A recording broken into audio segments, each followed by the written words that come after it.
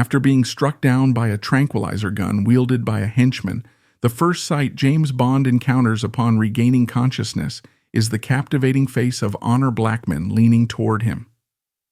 Let's delve into why this legendary actress from the 1940s and 1950s left such an indelible mark on audiences.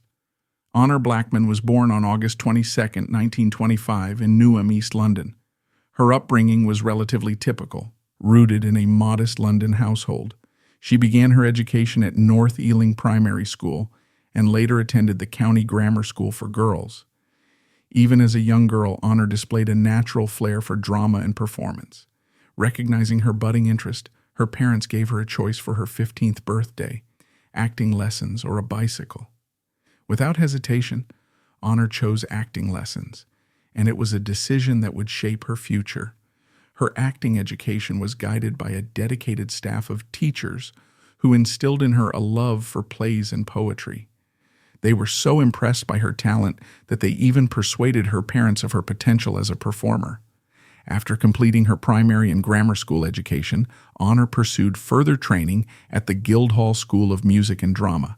However, attending was a challenge due to the high costs, so she could only manage one evening class per week.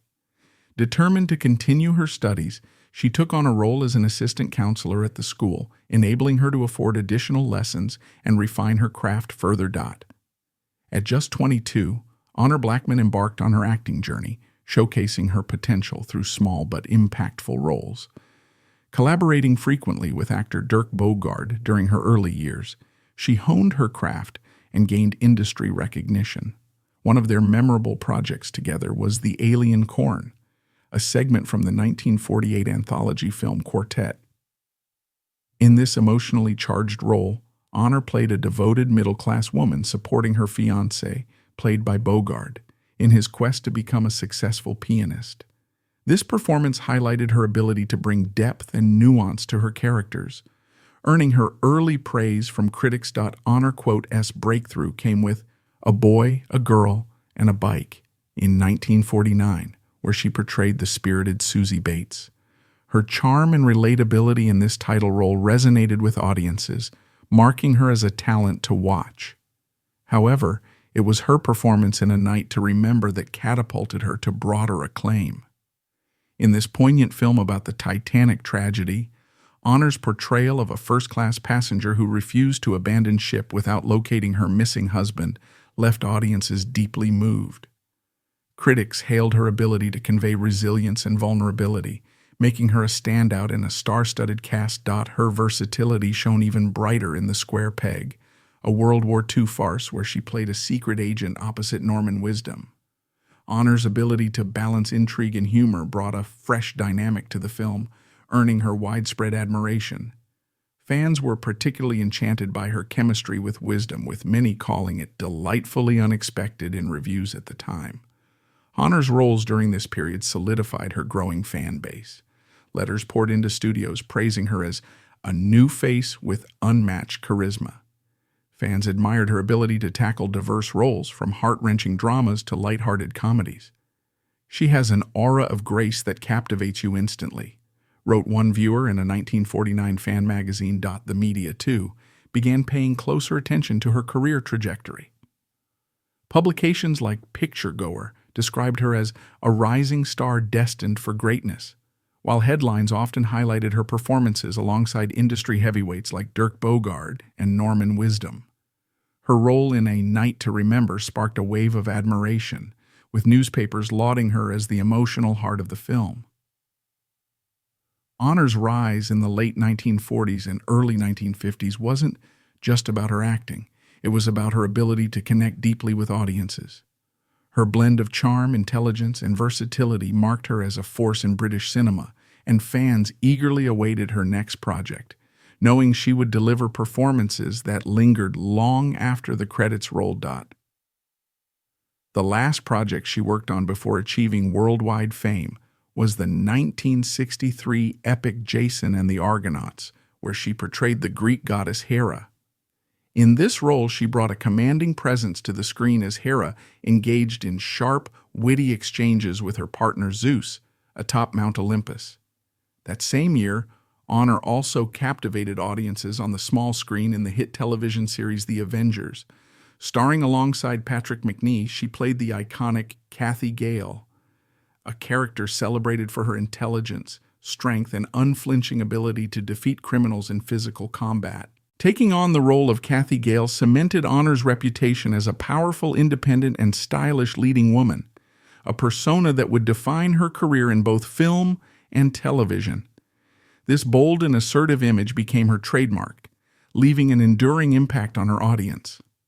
Around this time, Honor decided to explore a new avenue in her career by recording the song Kinky Boots with Patrick Macnee.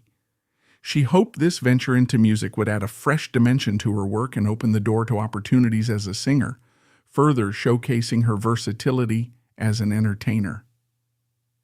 The 1964 song failed to gain traction and brought Honor little recognition at the time. However, when it was re-released in the early 1990s, it was embraced by fans as a nostalgic piece of 1960s culture. Following this, Honor decided to leave her music aspirations behind and focus solely on her acting career. Honor Blackman's career reached a groundbreaking moment when she was cast in the iconic role of Pussy Galore in the James Bond film Goldfinger. This was a career-defining achievement, earned not only through her exceptional talent but also due to the reputation she had built from her memorable performance as Cathy Gale in The Avengers.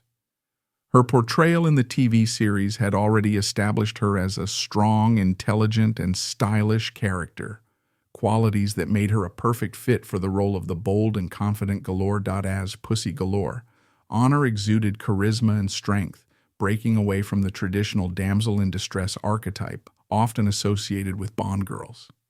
Instead, she played a character who matched James Bond in wit, resourcefulness, and physical capability. Her commanding presence on screen left a lasting impression, with critics praising her as one of the most memorable Bond women in the franchise's history. The announcement of her casting in Goldfinger created a wave of excitement among fans of The Avengers, who were eager to see their beloved Cathy Gale take on a role in a major Hollywood production. Once the film was released, audiences were captivated by her performance.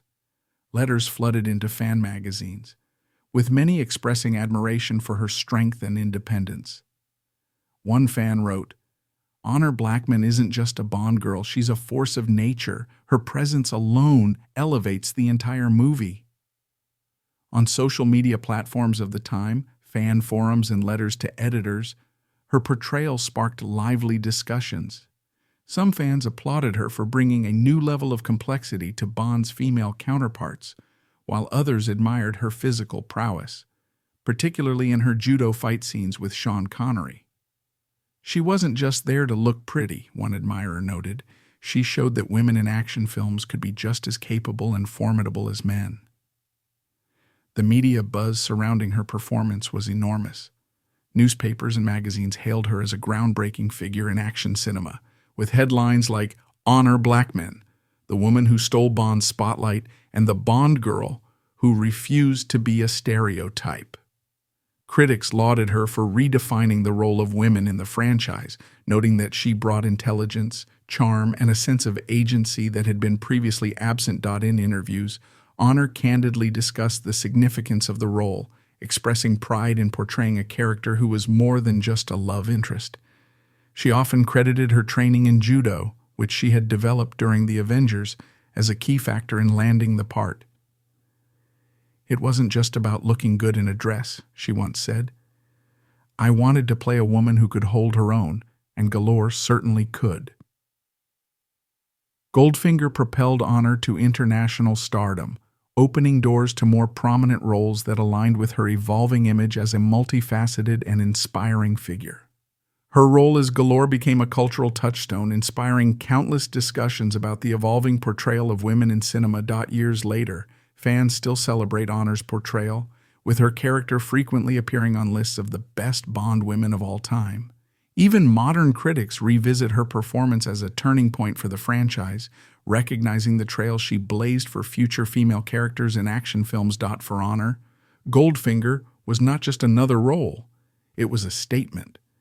It showcased her as a pioneering actress who could seamlessly blend strength, charm, and intelligence, forever changing how women were perceived in Hollywood and beyond. In 1965, she starred in Life at the Top, portraying a sly and seductive television talk show host who piqued the interest of Joe Lampton.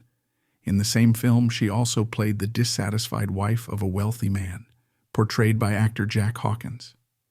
2 years later, Honor appeared in the 1968 British Western Calaco, where she shared the screen with Stephen Boyd, who played Bossk Fulton. Despite the film being considered mediocre by critics, its star-studded cast, which included luminaries like Brigitte Bardot and Sean Connery, added significant weight to the production. In 1977, Honor took a bold step in her career, making a memorable topless appearance that further showcased her willingness to take risks and push boundaries as an actress. Hunter made her first notable appearance in the Canadian set drama The Age of Innocence, widely regarded as one of the best films in its genre at the time. She later starred in the 1978 Gothic thriller The Cat and the Canary, a dark and atmospheric production that stood out among her body of work. This film marked one of her final appearances before her unexpected hiatus from the film industry, which lasted over 2 decades. Despite stepping away from movies, Honor maintained a presence on television. She regularly made guest appearances and explored roles in TV series during the 1980s. During this time, she also embarked on a solo tour where she shared personal anecdotes and performed songs, showcasing her versatile talent.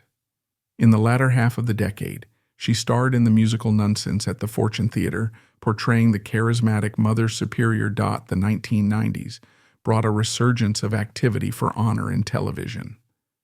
She appeared in 95 episodes of the sitcom The Upper Hand, which ran from 1990 to 1996. Alongside her television work, she frequently returned to the stage, performing in various productions that highlighted her dynamic abilities as an entertainer. Honor eventually made her return to films in the late 1990s. Her first comeback role was in the 1999 movie To Walk with Lions, followed by notable appearances in films such as the 2001 romantic comedy Bridget Jones's Diary. She continued to take on diverse roles that reflected her enduring talent and adaptability.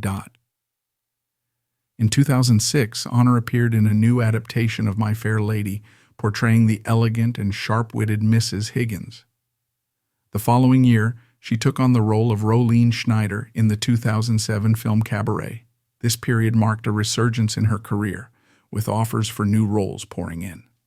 In 2012, Honor showcased her versatility once again in the horror comedy Cockneys vs. Zombies, where she played a gun-toting senior citizen. This performance harkened back to her earlier roles, blending humor and grit in a way that delighted fans and critics alike. Outside of acting, Honor became increasingly vocal about her political beliefs.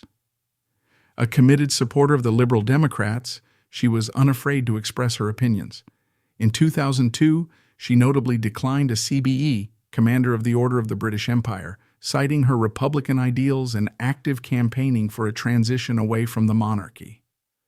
Honor Blackman's life was as fascinating and multifaceted as the characters she portrayed on screen. Beyond her illustrious acting career, Honor's personal journey reflected resilience, independence, and a commitment to living life on her terms. Honor was married twice, first to businessman Bill Sankey, though their union was short-lived and ended amicably. Her second marriage, to actor Maurice Kaufman, proved more enduring, but eventually concluded in divorce as well. Despite the challenges in her personal relationships, Honor and Maurice shared 2 children, a son and a daughter whom she adored deeply. Balancing motherhood and a thriving career in the public eye wasn't easy, but Honor was known to be fiercely dedicated to her family. She often spoke of the joy her children brought her, describing them as her greatest achievements. As a single mother, after her second divorce, Honor became a symbol of strength and independence. She frequently addressed the societal pressures faced by women during her time, especially those in the spotlight. Her ability to balance her personal life with the demands of her career inspired many, particularly women who saw in her a role model who defied conventions. Honor often used her platform to speak about gender equality, even before it became a widespread movement, and championed the idea that women could be both strong and nurturing. In her later years, Honor became increasingly involved in politics, aligning herself with the Liberal Democrats in the UK. She was a passionate advocate for social justice and equality, often using her fame to draw attention to causes she believed in. In 2002, Honor made headlines when she rejected a CBE, Commander of the Order of the British Empire, from the Queen, citing her Republican ideals. She argued that the monarchy was outdated and campaigned for a more modern system of governance, earning both admiration and criticism for her stance. Her political engagement extended beyond speeches and interviews. She was known to attend rallies, write opinion pieces, and lend her voice to campaigns promoting progressive policies. For Honor, her political activism was a natural extension of her personality. She had always been outspoken, unafraid to challenge norms, and committed to making a difference. Outside of acting and politics, Honor had a deep appreciation for travel and culture. She frequently visited France and Italy, finding inspiration in the art, food, and landscapes of these countries. Paris, in particular, held a special place in her heart. She often referred to it as her second home. Her trips abroad weren't just for leisure. They were also a way for her to escape the pressures of fame and reconnect with herself. Honor was also an avid reader and a patron of the arts. She regularly attended theater performances, art exhibitions, and literary events, supporting young talents and fostering creativity wherever she went. Her friends and colleagues often described her as intellectually curious and endlessly supportive, always eager to learn and encourage others. In her later years, Honor maintained a low profile, choosing to focus on her family and personal passions. Despite stepping away from the public eye, she continued to receive fan letters and occasional requests for interviews, a testament to the lasting impact of her work. She spent much of her time surrounded by her children and grandchildren, whom she adored. Even in her 90s, Honor remained sharp, witty, and engaged with the world around her. On April 5, 2020, Honor passed away peacefully at the age of 94. The cause of death was reported as natural, and her family released a heartfelt statement expressing their gratitude for the outpouring of love and support from fans worldwide. Tributes poured in from colleagues, fans, and the media, celebrating her remarkable career and the indelible mark she left on the entertainment industry. Honor Blackman's legacy is one of talent, strength, and fearlessness. Whether on screen as an unforgettable Bond girl or off-screen as a trailblazer for women and a voice for political change, Honor's life was a testament to living authentically and unapologetically. To this day, she remains an icon, remembered not only for her captivating performances, but also for her unwavering commitment to her principles and her ability to inspire generations. Honor Blackman was far more than just a Hollywood icon. She was a trailblazer who redefined the image of strong, independent women on screen. From her daring roles in films and television to her outspoken political views, Honor lived life on her terms and inspired countless fans along the way. Her legacy continues to resonate, reminding us of the power of authenticity and resilience. If you've enjoyed this look into Honor Blackman's incredible life, don't forget to like this video, subscribe to our channel, and share your favorite memories of her in the comments. Stay tuned for more stories of timeless Hollywood legends.